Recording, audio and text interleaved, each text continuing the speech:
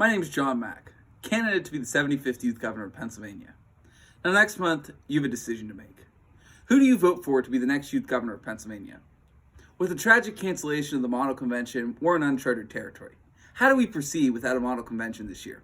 Well, delegates, we need an experienced choice in the Youth Governor's seat, and I am that candidate. This year, I'm serving as NOC Delegation President and Delegation Leader. I have made decisions regarding the future of delegates in my delegation that elected me to serve. I will be in my 6th year in youth and government next year. I will be the only candidate running for youth governor that will ever have set foot into a blue chamber when I take office.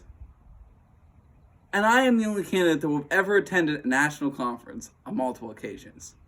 This is experience that we vitally need. But above that, my platform. First off, the press branch. So what are we going to do for the press branch? We're going to have an editorial version of the Capitol Chronicle to be published alongside its traditional objective reporting that's going to allow for more growth in the press branch. It's going to give press delegates more to do during the model convention, and it's going to allow for press delegates to express their legislative opinions, much like those in the legislative branch. Judicial branch. We're going to schedule a meeting with a PA Supreme Court Justice. We're going to revamp the constitutional challenge to make it more inclusive for all. And we're going to give judicial delegates something to do during downtime so that they don't wander the Capitol aimlessly during the model convention. These are vital things that need done to our program. And the legislative branch. Now, first off, something last year that improved communication throughout the program is the WHOVAP.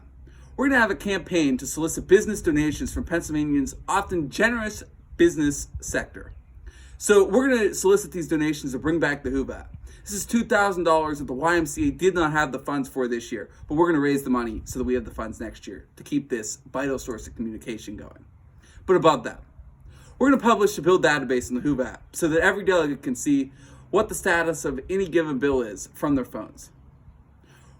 We're going to revamp the lobbyist branch so that lobbyists have the ability to speak in committee without scheduling ahead of time.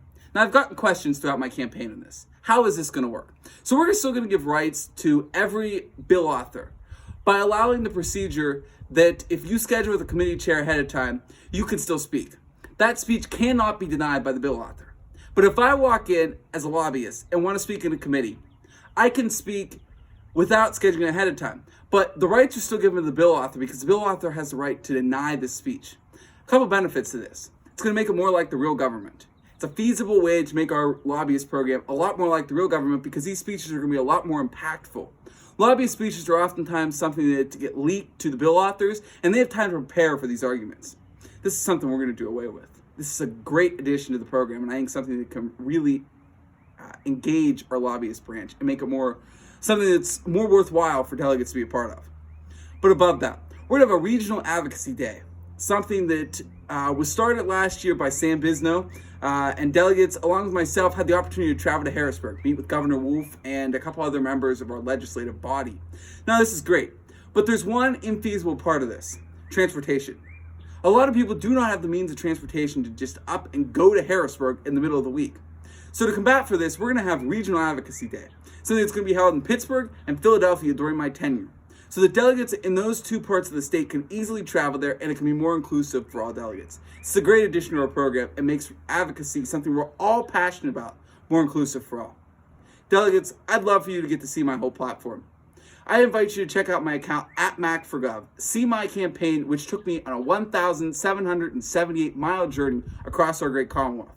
I attended 12 meetings, whether virtually, on Skype, or in person. I actually attended 7 meetings in person and traveled that many miles.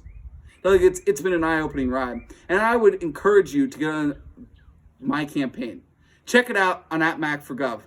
John Mack has your back, and all I'd ask is that you'd have mine. Thank you.